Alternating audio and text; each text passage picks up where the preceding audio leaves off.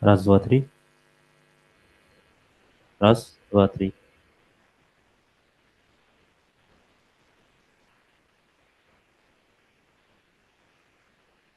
Раз, два, три. Раз, раз.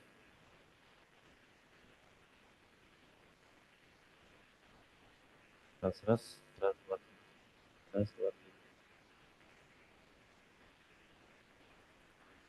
Раз, два, три. Раз, раз.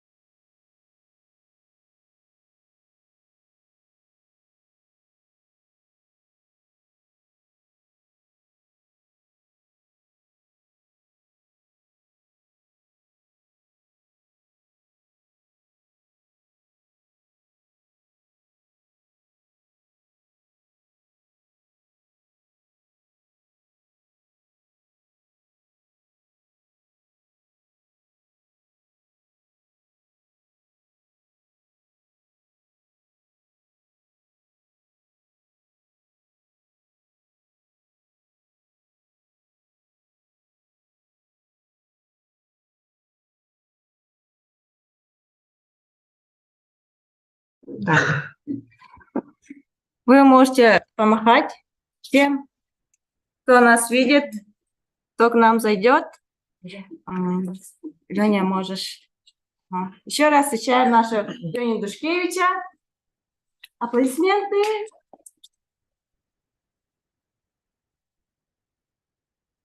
Всем добрый день.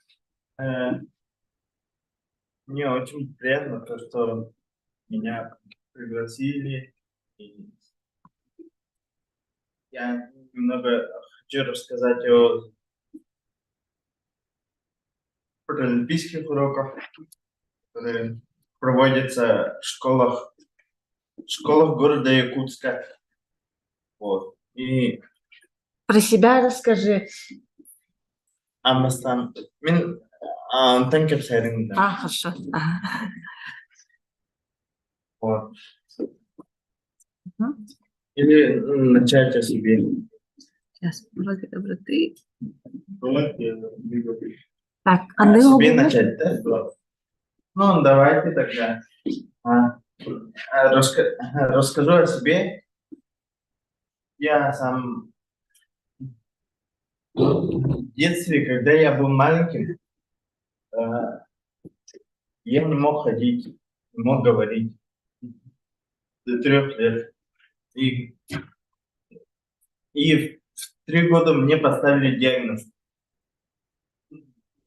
ДЦП. Это детский церебральный паралич.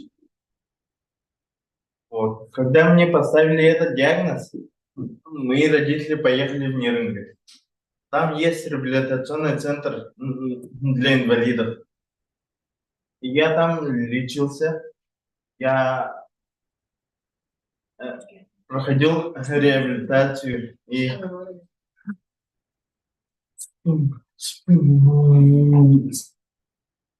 спустя какое-то время я начал ходить, начал говорить. Вот. До 7 лет я там лечился, потом переехал в Якутск и начал ходить в 35-ю школу. Сначала на домашнем обучении, потом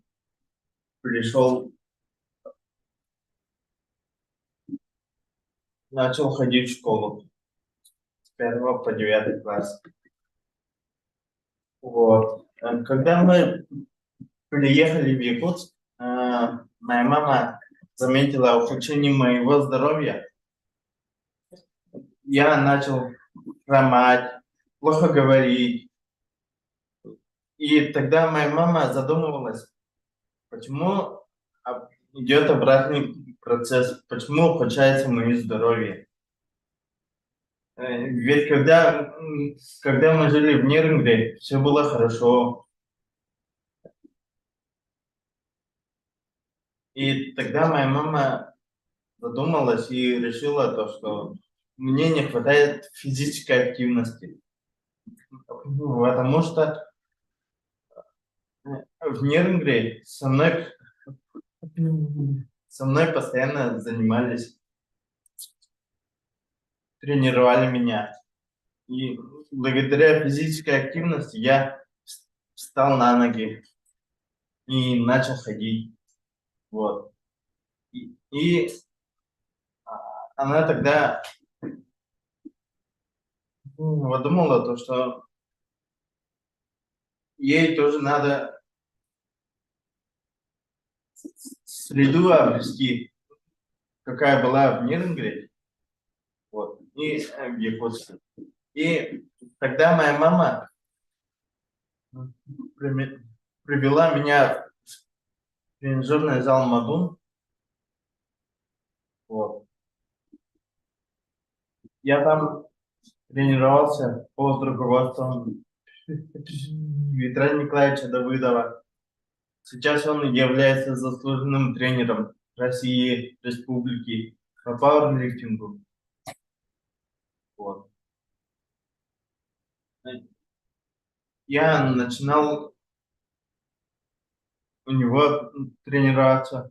Сначала я тренировался для себя, для улучшения своего здоровья. Потом я начал заниматься пауэрлифтингом. Пауэрлифтинг – это вид троеборья, который состоит из жим, лежа штанги, становой тяги и приседания со штангой. А я занимался одним из этих видов жим, лежа штанги.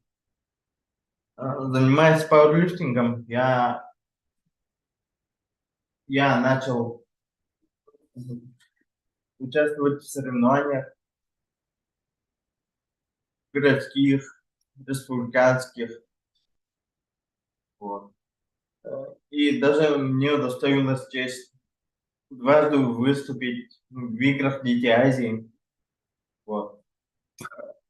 По пауэрлифтингу я занимал первые, вторые, третьи места. Потом я перешел на легкую атлетику, начал бегать на средней дистанции. Это 800 метров, 1500 и 3000 метров. Вот. И сейчас я являюсь кандидатом мастера спорта, 13-кратным победителем первенства России, призером всемирных игр Айвас, которые проходили в Чехии. Вот.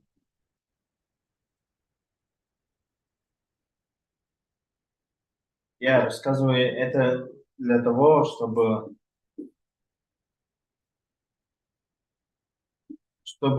дети поняли, что человек с инвалидностью, занимаясь спортом, может всего достичь. Вот. Благодаря спорту я очень многому научился.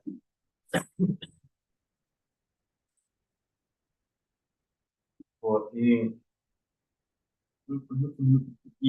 даже достиг очень много результатов, высот, да. И на этом не останавливаюсь. Я все еще буду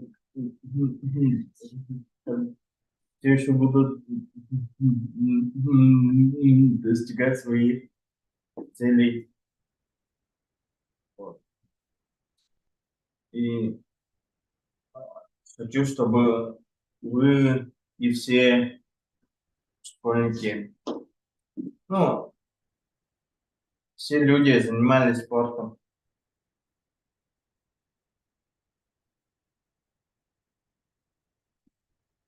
Это моя история.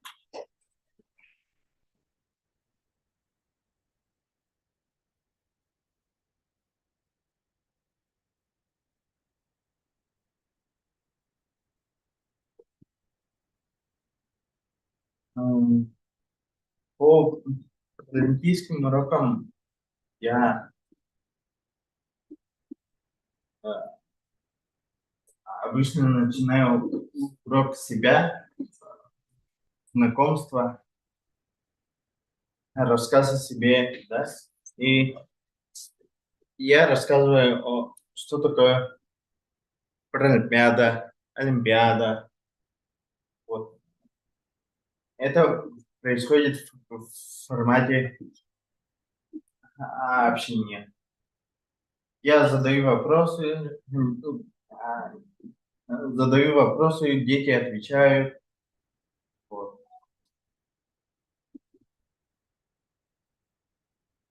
Олимпийских видов спорта очень много. Есть видов спорта, да? Кто знает олимпийские виды спорта? Плавание, да, есть. Бег. Теннис, да, играют. Футбол. Футбол могут играть, да. Футбол играют. Волейбол сидят.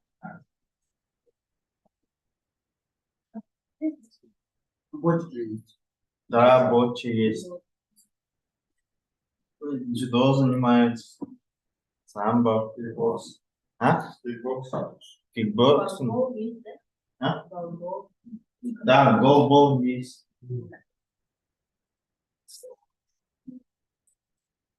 А?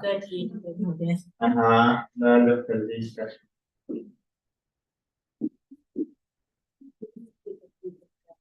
Я могу сейчас примерно показать виды спорта.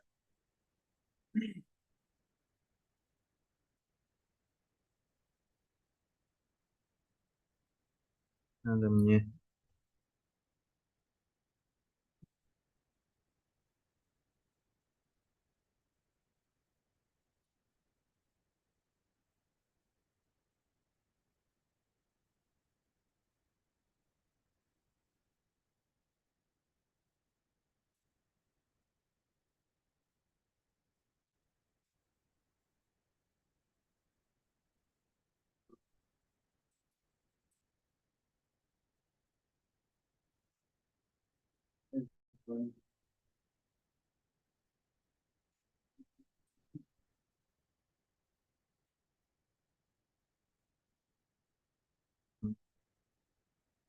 Про виды спорта. Банда. Сумма.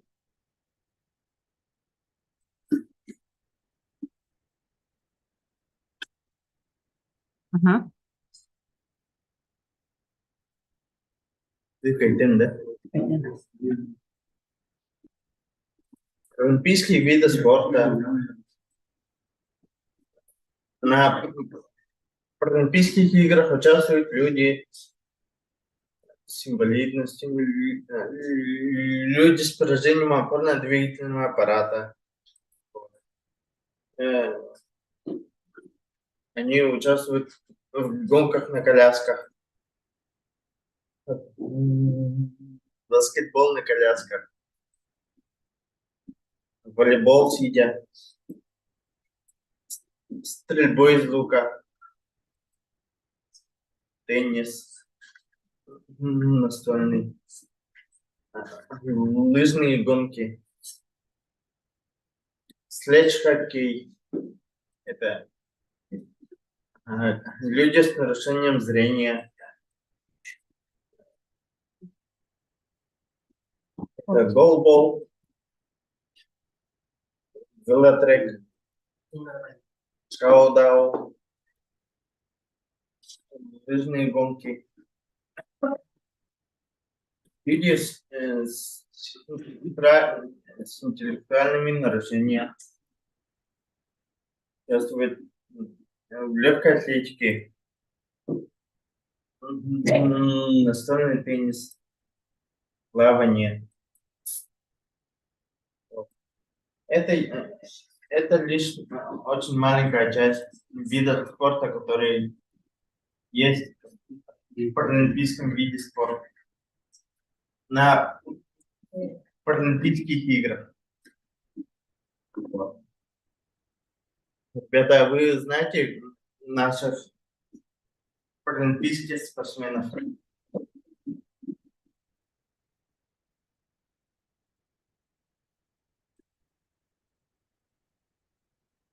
Да? Да. Наследие, здорово. Александр Габылец. Не Александр, Владимир. Ну, давайте покажем. Это Анастасия Диадорова. Она занимается плаванием. Степанида Автохинова. Да, она занимается стрельбой из лука. Алена Дмитриева. Она занимается волейболом сидя. Владимир Баланец. Занимается пауэрлифтингом. Вот. Это все 4 наших паралимпийских спортсмена. которые участвуют в Олимпийских играх. Вот. Есть вопросы к Леониду? И есть еще вопросы? Где обычно готовится? А? Где готовится? В каком спортивном центре? Где занимается? Ага. Где занимаются? Ну, в городе есть, знает там. В плавательном бассейне Семородок. Там, Триумф, Примада стадион, где там манеж. Все.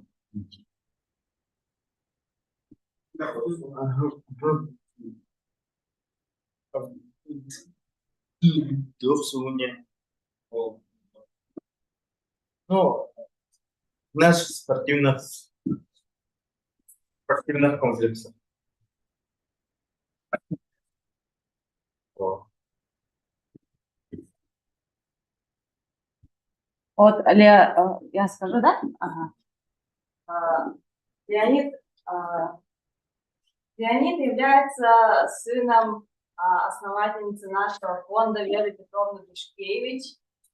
Ее имя у нас всегда было вот на слуху, да, все знают ее, то, что прям фонд Харасхал и Вера Душкевич, это вот такое, можно сказать, нераздельная ассоциация. И вот вся история нашего фонда началась именно с Лени, да, с его реабилитации, вот именно то, что желание мамы помочь своему ребенку, сейчас это именно это стало помощью для всех детей с инвалидностью в нашей республике. И благодаря этому даже мы здесь собрались, мы работаем, и вообще инклюзия, доступная среда развивается именно с помощью Леонида, с помощью Веры Петровны.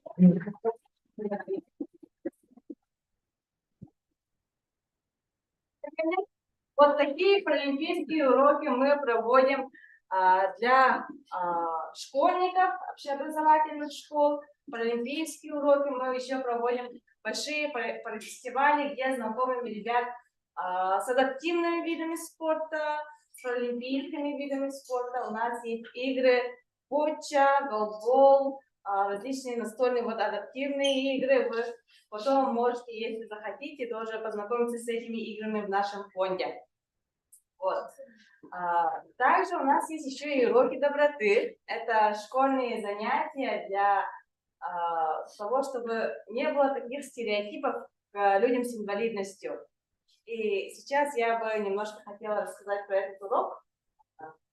Я твоим слайдом используюсь. Да. Ага, спасибо. Вот чуть-чуть.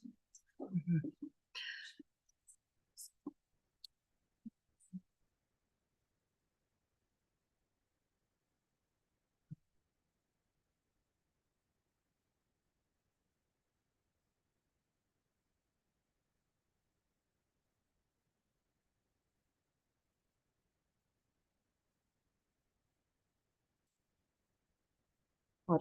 Уроки доброты у нас проводятся уже давно. Вот с начала основания нашего фонда к нам приезжала московская организация «Перспектива», которая тоже работает с людьми с инвалидностью.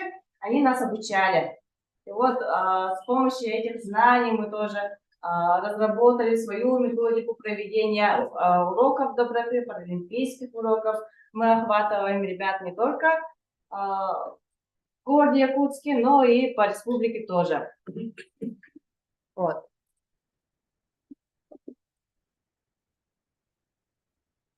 Тема начинается у нас с того, что мы все разные, но равные. Я хочу пригласить сюда двух людей. Кто-нибудь есть добровольец? Мы немножко поиграем. Давайте. Не стесняемся? Ага, давай.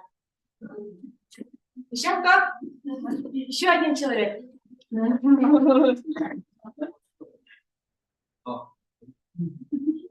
Стесняешься? Мы пришли сюда ради общения. Вот, молодец.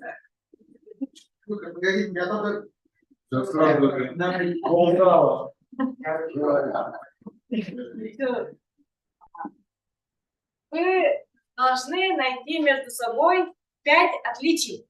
Чем вы отличаетесь?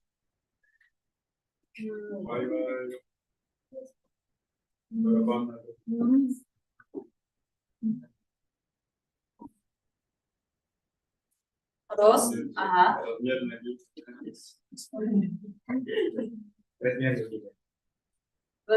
ноги.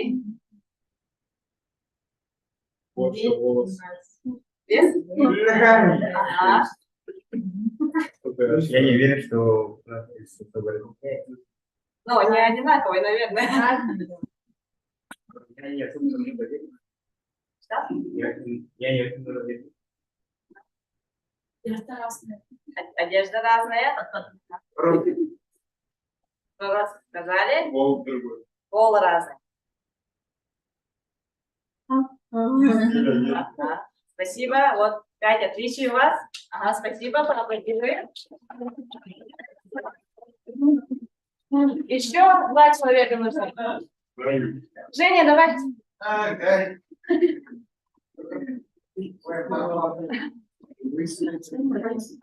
давай. Вот, на этот раз слушайте. 2 мальчика, давайте. Ваши 5 отличий тоже. Но не повторяем то, что уже было.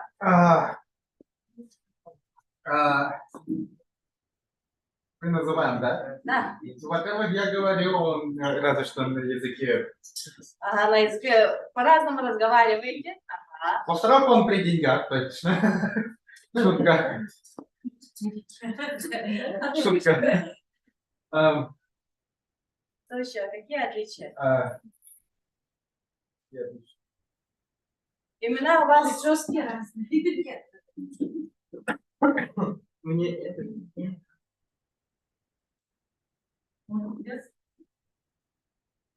Разные вкусы.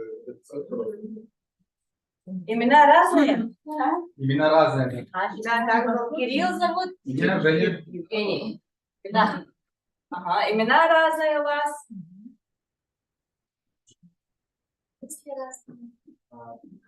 Мысли разные, думаете по-разному. Школу учишься? Где? Я уже закончил учебу. В школе учишься. Он в школе учится, Евгений у нас уже закончил давно школу. Вот, тоже отличие. И последнее отличие.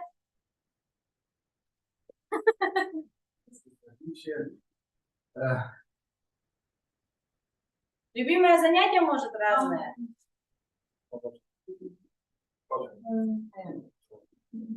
Кирилл, чем вы занимаетесь? Домашние животные? Я видеоигры.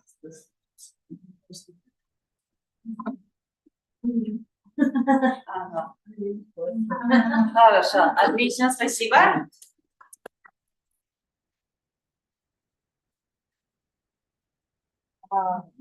Совершенно одинаковых людей, да? У нас имена разные, мысли разные, внешность разная. Мы любим чем-то заниматься разным, да нет? Совершенно одинаковых людей. Также есть люди с различными физическими ограничениями, да? Кто-то плохо слышит, кто-то плохо говорит, у кого-то нет рук, ног, кто-то передвигается на коляске. Мы все разные, да? Но мы все равные. Мы все живем в одном обществе, мы вместе учимся, работаем, развиваемся и живем на одной планете. Вот. И немножко интерактива. Как называется дорожка для въезда, заменяющая лестницу? Да, совершенно правильно. Это называется у нас пандус. Всем видно, да? Называется пандус. Пандус у нас имеет 2 вида. Есть стационарный пандус, который вместе со зданием построен. Есть пандус, который раскладывается. Как вы думаете, кто может пользоваться пандусом?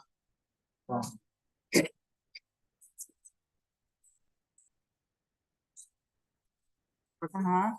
Люди на колясках. Ага. А еще кто? Да, бабушки, дедушки, пожилые люди пользуются. Еще кто? Дети, маленькие дети. Еще кому прям тоже очень необходимо. Тяжелые вещи.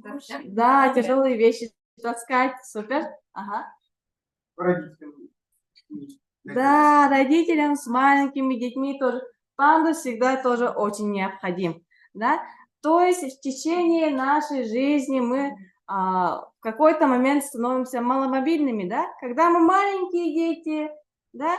Нам сложно подняться по лестнице. Когда мы становимся сами родителями, таскаем наших детей в коляске. Да? Когда мы становимся пожилыми, нам тоже легче передвигаться по пандусу. То есть это приспособление не только для людей на колясках, но и для всех людей.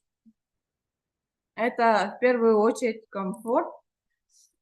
Дальше, каким способом общаются люди с нарушением слуха? Ребята, помогите. Молодцы. Язык жестов. Ага. А для тех, кто не знает, язык жестов имеет два вида. Ага. Да, два вида, когда один жест означает целое слово, например, слово «спасибо», мама, надеюсь, папа. Вот. И перед собой вы видите русский жестовый алфавит. Ага. На иностранных языках есть свой иностранный алфавит, то есть на разных языках это тоже звучит по-разному. Вы можете это посмотреть, пообщаться с нашими ребятами, попросить, чтобы они вас научили. Вот. Далее. Почему так быстро? Как правильно называется система письма для незрячих? Шрифт Брайля, точный рельефный шрифт и тактильная система. Правильный ответ — шрифт Брайля. Далее. Что же такое шрифт Брайля? Это шрифт для незрячих. Да, да. А знаете, почему он называется именно шрифт Брайля? Потому что Брайль его изобрел. Да, Луи Брайль его изобрел. Гениальный ответ. Вот. До этого тоже были точно рельефные шрифты, совершенно разные. В разных странах они изобретали свои шрифты, но именно Луи Брайль создал шеститочечную систему, да, которая стала универсальной и... Простите, пожалуйста. Все нормально? Все живы? Нет, я мертв. Да, банда у нас что-то это... Шеститочечная система. Весь алфавит состоит из системы вот этих 6 точек, комбинаций. Также вот знаки препинания, цифры тоже состоят из этих точек. Есть такая история, что Луи родился зрячим ребенком. У него отец был столяром, и он очень любил помогать своему отцу в мастерской. Но в возрасте 3 лет он, играя в мастерской своего отца, нечаянно проткнул себе глаз, получил травму и с тех пор ослеп. Вот. Но он был очень любознательным, он хотел очень много знать и изучал разные точные рельефные шрифты, и он подумал, что это очень сложно, да, разные шрифты в разных странах, на разных языках, и в возрасте 15 лет он изобрел вот эту шеститочечную систему, которая потом стала уникальной, и его сейчас используют во всем мире. Где же его используют? Используют, вот вы, наверное, видели желтые таблички на всех зданиях, сейчас это да, в автобусах, при входе в здание, при входе в кабинеты всегда есть такие тактильные таблички, чтобы незрячий человек самостоятельно мог прочитать, передвигаться и найти то место, которое ему необходимо.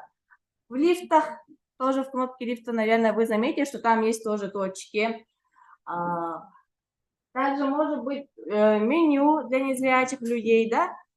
Тоже это создание комфортной, доступной среды. В денежных купюрах там знаете, что есть такие осязательные тоже точки, в которых незрячие тоже вот узнают, какая это купюра. В коробках от лекарств всегда тоже бывает шрифт Брайля.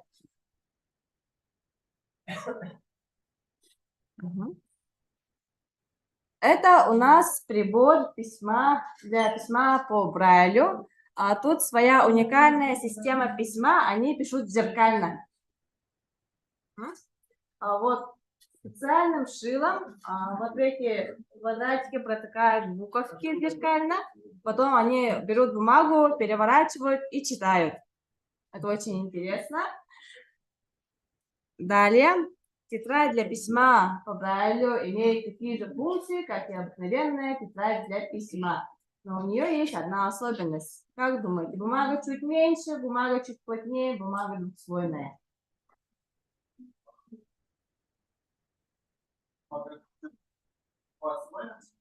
Двойная, говорят. Двухслойная?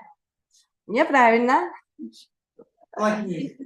Да, плотнее, чтобы не проткнуть шилом вот насквозь, эта бумага плотнее. Вы знаете, что у нас в городе Якутске есть библиотека для слепых? Да. Ага. Библиотека для слепых, и там очень много книг, написанных именно шрифтом Брайля. Вот такие толстые, там не только учебная литература, но и художественная литература, зарубежная литература и очень много разных книг. Для удобства на тротуарах используется что? Смотрите. Дорожки. Ага, они называются у нас тактильные плитки. Где встречали? В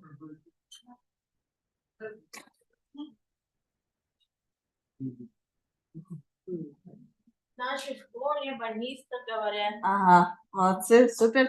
В школах, в больницах, вообще во всех общественных местах должны быть такие плитки. В теплых странах такие плитки есть даже на улице, на тротуарах. И незрячий человек, слабовидящий человек может спокойно, самостоятельно гулять по улице и добираться до места назначения, да? Вот. Почему тактильные плитки желтые? Как думаете, почему не белые, почему не красные? Это тоже выделяется. Выделяется. Ну, почему не красным выделяется, например? Лучше, чтобы видеть. Да, супер. Ага. В чем смысл? Для слабовидящего желтый цвет лучше виден на сером фоне или в темноте. То есть желтый – это последний спектр цвета, как солнышко, например, да, поэтому он видит желтый. Еще желтым бывают не только вот тактильные плиты, но и желтые таблички, да, вот с этим шрифтом Брайля, они всегда тоже желтые. Также есть желтые кружочки на стеклянных дверях, наверное, замечали? Это тоже для незрячих людей, чтобы видеть, где находится вот дверь. Вот, далее. Как вы думаете, что тактильные плитки означают? Есть 3 вида. Это диагональные, прямые и с пупырышками. Они очень хорошо ощущаются через обувь, даже через зонты, через туфли, через кроссовки и так далее, да? Вот. И когда мы идем по диагональным линиям, что мы должны сделать? Повернуть, совершенно верно. По прямым мы идем спокойно прямо. И когда приходят пупырышки, ты знаешь, не отвечай. Помолчи. Ага, пупырышки. Что надо? Тут повернуть, тут идти прямо, пупырышки пришли. Что мы делаем? Стоп, да? Стоп, да, это знак предупреждения о том, что есть какое-то препятствие, или это лестница, или дверь, или что-то другое, и что надо остановиться.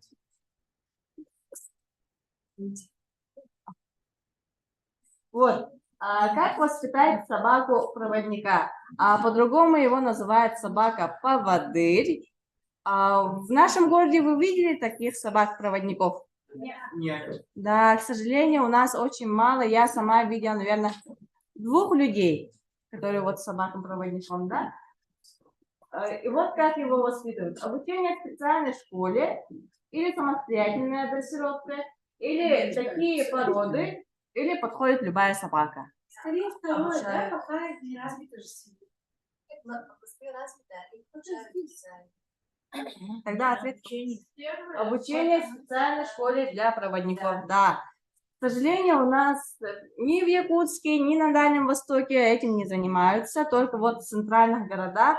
И собаку обучают вместе со своим хозяином, да, чтобы вместе они, чтобы привыкли, маршрут хозяина, свои друг друга привычки.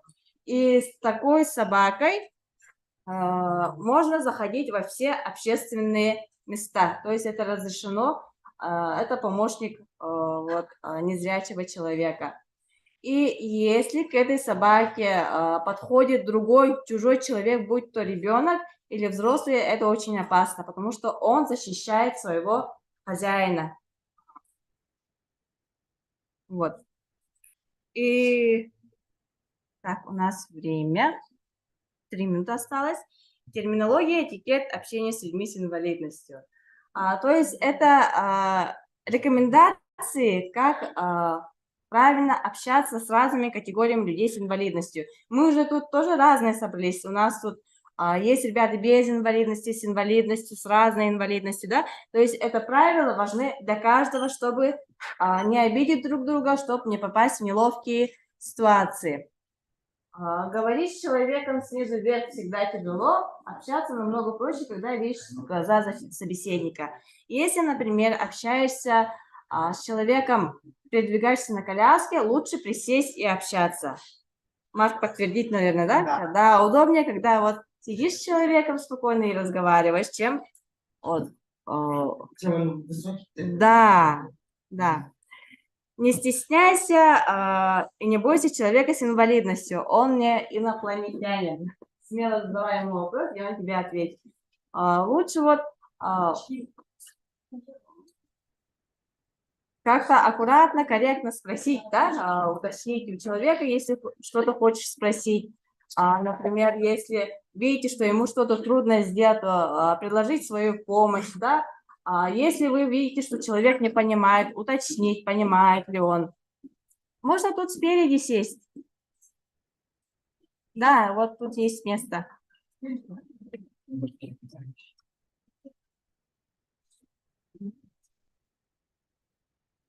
Слабовидящий не знает, кто находится рядом с ним. Опиши своих спутников, помоги ему сориентироваться. То есть мы должны представить себя, если у вас есть спутник своего спутника, и когда вы отходите, вы обязательно должны предупредить об этом. Не причиняй добро, помогать надо с умом, предложи помощь, уточни, что надо делать, и только тогда действуй. Когда мы предлагаем помощь, мы иногда бываем навязчивы. Да? То есть есть люди, которые даже не дожидаясь ответа начинают помогать. Это некорректно, неэтично, может, человек хочет это сделать сам. Например, у меня всегда бывают случаи, когда я там что-то там пытаюсь в сумку запихать, например, в магазине, и ко мне подходят и начинают там что-то дергать и помогать. Хотя я могу это сама сделать, да, и мне становится некомфортно. Там не здоровается, ничего, сразу молча еще делают иногда. Да, вот, это некорректно. Лучше спросить, нужна ли помощь и каким образом помочь. Да? Потому что мы можем помочь неправильно. Что-то, наоборот, сделать плохо. Трость, коляска, костыли, для кого-то руки и глаза. Например, человек, не знаю, может, например, положить свою трость так, что мешает другим людям. Но если вы хотите его в другое место отложить, вы должны обязательно предупредить об этом. Да? Или спросить, что можно ли вам вашу вещь там переставить, можете ли вы переставить свою вещь, да, например. Твой собеседник испытывает проблемы с речью, дослушай до конца и переспроси. Бывают люди с нарушением речи, медленно говорят, заикаются, запинаются, или люди, которые очень быстро говорят, да? Вот. Мы должны их обязательно дослушать, не перебивать, вот. И поэтому даже если вы не поняли, что он говорит, вы переспрашиваете. Если еще раз не поняли, вы можете попросить написать. Не бойся говорить, как привык. Человек с инвалидностью, обычный человек, он все отлично понимает. Например, обычно, ну, нормально говорить, пойдем человеку на коляске. Нормально, Ди? Ага, а не поедем, например, да? Для человеку незрячему нормально сказать «посмотри». Да? Например, «посмотри», и ты даешь вещь, и он руками смотрит, осязание. А не «потрогай», например. Да, на, вот потрогай вещь, типа, не так, вот.